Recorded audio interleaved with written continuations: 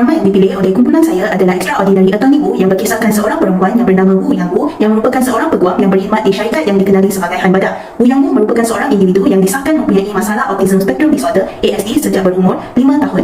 Okey, untuk kumpulan kami, objektif kerjaan kumpulan kami ada dua. Yang pertama ialah mengenal pasti tingkah laku autism dalam drama yang telah kami pilih, dan yang kedua ialah bagaimana cara menangani tingkah laku autism tersebut. Okey, untuk objektif pertama akan diterangkan oleh rakan saya dalam slide yang seterusnya, dan untuk objektif kedua, okey, dalam drama yang telah kami kaji, terdapat 3 golongan yang memainkan peranan penting dalam menangani tingkah laku autism, iaitu keluarga, rakan-rakan dan juga masyarakat. Untuk keluarga, ayah Woo Yang Woo memberi support yang baik kepada anaknya tentang minatnya terhadap ikan paus, dan juga ayah dia menyilap bakat anaknya yang mudah menghafal undang-undang sehingga berjaya menjadi seorang peguam. Dari segi rakan, mereka membantu Woo Yang Woo sekiranya Woo Yang Woo dalam keadaan yang memerlukan pertolongan. Contohnya, dia tidak mampu untuk membuka tin, rakannya akan bantu. Dan seterusnya dari segi rakannya juga, sekiranya Woo Yang Woo mengalami tantrum, mereka akan memberi pelukan. Lepas tu daripada segi aspek masyarakat, dalam drama yang saya kaji ini, saya dapati masih terdapat segelintir masyarakat yang menerima dan memberi support pada Woo Yang Woo. Masih lagi ada orang yang datang untuk memberikan kes kepada Woo Yang Woo. Berdasarkan drama Extraordinary Attorney Woo, baiklah, autism dapat kita kenali daripada tingkah lakunya, sosialnya, percakapannya serta beberapa tingkah laku yang ditunjuk. Antara tingkah laku yang sering ditunjukkan oleh mereka yang menghidap autism ada di dalam cerita Extraordinary Attorney Woo. Mari kita lihat apakah ciri-ciri yang telah ditunjukkan oleh Woo Yoo sebagai penghidap autism dalam drama tersebut. Berdasarkan analisis video yang telah dilakukan, antara ciri-ciri atau tingkah laku yang ditunjukkan serta dilakukan oleh Woo Yoo, pertama, dari kecil apabila namanya dipanggil, ia langsung tidak membaling atau berpandang kepada mereka yang memanggil namanya. Kedua, walaupun usianya telah mencecah 5 tahun tetapi ia masih tidak boleh bertutur seperti kanak-kanak yang seusia dengannya.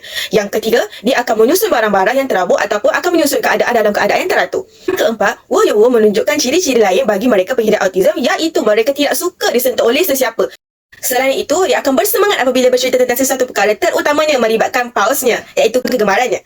Selain itu, Woo Yoo juga akan berbicara menggunakan nada yang sama atau intonasi yang kuat apabila berbicara. Contoh yang dapat dilihat adalah episod pertama di mana apabila Woo Yoo berbicara dengan ayahnya, dia menggunakan intonasi yang sama dan kuat. Seterusnya, apabila berkomunikasi atau berinteraksi dengan orang di sekelilingnya, dia tidak akan melakukan eye contact dengan baik. Selain itu, dia akan sentiasa menggerakkan pergerakan tangannya jika berbual atau sama ada dari segi bercakap dengan diri sendiri ataupun bersama orang lain. Selain itu, ia juga tidak memahami perasaan cinta, jenaka dan sebagainya. Sebagai contoh, apabila orang memberi pujian kepadanya, dia tidak tahu bagaimana bertindak balas dengan pujian tersebut. Woo Yoo juga akan meletakkan tangan di telinganya apabila mendengar cerita yang kuat ataupun bunyi yang sangat bising. Woo Yoo juga akan membuat pengiraan 1, 2, 3 sebelum melakukan sesuatu perkara atau sebelum memulakan percakapan yang seterusnya. Selain daripada itu, antaranya ialah Woo Yoo akan menunjukkan ciri-ciri seperti mengulangi frasa atau perkataan yang telah disebutkan oleh orang sebelumnya.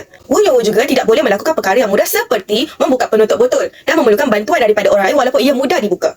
Selain daripada itu, Woo Yoo juga menunjukkan bahawa mereka yang menghidap autism mudah membuat keputusan secara melulu tanpa berfikir. Woo Yoo juga menunjukkan bahawa setiap autism di muka bumi ini mempunyai kelebihan dan keunikan tersendiri. Sebagaimana yang telah ditunjukkan oleh Woo Yoo, walaupun menghidap autism tetapi pandai dan telah menjadi seorang peguam yang berjaya. Antara tingkah laku yang ditunjukkan oleh Woo Yang Woo ialah ekolalia, yang merupakan keadaan di mana Woo Yang Woo akan mengulangi semula keseluruhan atau sebahagian frasa atau ayat yang didengar oleh Woo Yang Woo. Tingkah laku ini amat jelas ditunjukkan oleh Woo Yang Woo di dalam episod 1, 56 minit 41 saat, episod 1, 56 minit 11 saat, dan episod 2 iaitu 39 minit 07 saat. Seterusnya, Woo Yang Woo amat sensitif kepada bunyi yang kuat, yang mana apabila Woo Yang Woo mengalami situasi sebegini, Woo Yang Woo akan bertindak dengan meletakkan kedua-dua tangannya pada telinga sambil menepuknya. Tindakan ini boleh membantu Woo Yang Woo untuk menapis bunyi yang kuat yang didengar olehnya. Misalnya, tingkah laku ini boleh diperhatikan di dalam episod 1, 37 minit 31 saat, episod 3, 55 minit 50 saat, dan episod 3, 43 minit 13 saat. Seterusnya, Woo Yang Woo juga amat gemar menyusun bahan mainan ataupun objek dalam keadaan teratur dan lurus. Woo Yang Woo akan sentiasa menyusun objek dan makanannya, iaitu gimbap, dalam keadaan yang spesifik sebelum makan, kerana tindakan ini dikatakan boleh memberikan keselesaan kepada Woo Yang Woo. Misalnya, tingkah laku ini boleh dilihat dalam episod 1, 28 minit 39 saat, episod 1, 47 minit 49 saat, episod 3, 59 minit 54 saat, episod 3, 53 minit 50 saat, dan episod 4, 36 minit 04 saat. Seterusnya, Woo Yang Woo juga mempunyai tingkah laku compulsions, iaitu perbuatan yang dilakukan secara berulang kali yang bersifat obsesif ataupun keterlaluan. Sebagai contoh, Woo Yang Woo akan sentiasa mengamalkan perbuatan mengetuk pintu sebanyak 3 kali, dan Woo Yang Woo akan mengira dalam kiraan tempat sambil menutup mata sebelum menjejakkan kaki untuk masuk ke sesuatu tempat atau bilik. Tingkah laku compulsions ini merupakan salah satu cara untuk membantu Woo Yang Woo untuk menangani persekitaran yang tidak dapat diramalkan dan sebagai cara untuk membantu mengawal ketidaktentuan itu. Tingkah laku ini jelas dipamerkan oleh Wu Yang Wu pada episod 1, 1 jam 01 minit 32 saat, episod 3, 1 jam 00 minit 16 saat dan episod 4, 11 minit 45 saat. Seterusnya, Wu Yang Wu juga mempunyai corak ritual tingkah laku lisan yang sama. Hal ini kerana Wu Yang Wu akan sentiasa mengulangi sesuatu ayat ataupun frasa dalam kehidupan sehariannya. Sebagai contoh, Wu Yang Wu akan mengulangi ayat ini semasa memperkenalkan diri kepada orang lain, iaitu My name is Wu Yang Wu. Whether it is read straight or flip, kayak di rotator nun reska Wu Yang Wu. Misalnya, tingkah laku ini jelas diperhatikan dalam episod 1, 59 minit 58 saat dan episod 2, 55 minit 46 saat. Seterusnya, Wu Yang Wu juga akan bercakap menggunakan kelajuan yang pantas serta penggunaan nada dan intonasi yang sama semasa berkomunikasi dengan orang lain. Hal ini kerana Wu Yang Wu akan bercakap sesuatu ayat atau frasa dengan had kelajuan yang pantas serta penggunaan satu jenis nada dan intonasi sahaja.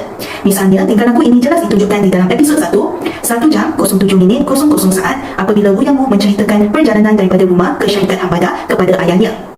Tingkah laku yang terakhir adalah hypersensitivity, yang bermaksud Wu Yang Wu sangat sensitif kepada sentuhan, objek dan tekstur yang tertentu. Sebagai contoh, Wu Yang Wu amat sensitif kepada sentuhan dan label pada pakaian. Dengan itu, apabila dia disentuh oleh orang lain, Wu Yang Wu akan cuba mengelakkan dirinya daripada disentuh. Malahan, label pada pakaian juga perlu ditanggalkan terlebih dahulu sebelum Wu Yang Wu memakai pakaian berkenaan.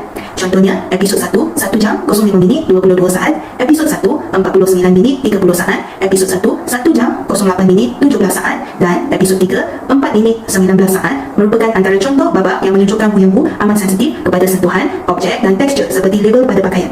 Saya akan menerangkan literasi hajat untuk kumpulan kami. Okay, berdasarkan drama yang telah kami pilih, saya dapati tingkah laku yang ditunjukkan oleh Wu Yang Wu dalam cerita Extraordinary antara dua ialah kesukaran untuk berkomunikasi, sensitif kepada bunyi sehingga boleh mengakibatkan berlakunya tantrum, kesukaran untuk berinteraksi secara fizikal dan juga sukar untuk mengekalkan eye contact dengan orang lain dan juga tidak dapat memahami emosi manusia. Okey, berdasarkan tingkah laku tersebut dapat disokong oleh artikel yang telah kami pilih, iaitu kaedah pengawalan tingkah laku bagi anak yang mengalami autism diberikan oleh Mood CM Chang dan juga artikel penggunaan social story dalam intervensi masalah tingkah laku kanak-kanak autism kofusial rendah yang diterbitkan oleh Cho Mui Kin dan juga Rashidah Muhammad Sani. Saya Arif Hakimin akan menerangkan tentang cadangan. Yang pertama, masalah yang dihadapi oleh Wu Yang Wu ialah mempunyai masalah untuk mengekalkan kontak mata ataupun hubungan semata semasa berkomunikasi dengan orang lain. Dan cadangan penyelesaiannya ialah ibu bapa ataupun rakan sekerja Wu Yang Wu boleh berinteraksi secara individu bersama dengan Wu Yang Wu secara peribadi. Dan di masalah yang kedua ialah Wu Yang Wu ni individu yang amat gemar dan obses kepada ikan paus, dan di mana obsesi tersebut diceritakan kepada orang lain dan menyebabkan orang lain ini terganggu. Dan cadangan penyelesaiannya ialah orang sekeliling Wu Yang Wu mereka seharusnya bersabar dan sepatutnya memberikan sokongan sepenuhnya kepada Wu Yang Wu. Dan masalah yang terakhir ialah masalah berkaitan dengan hypersensitivity, iaitu di mana dia sangat sensitif terhadap bunyi yang kuat. Dan cadangan penyelesaiannya ialah rakan sekerja Wu Yang Wu perlu peka di mana mereka perlu memerhatikan dan memahami apakah masalah yang dialami oleh Wu Yang Wu tentang masalah tentang bunyi. Sekian.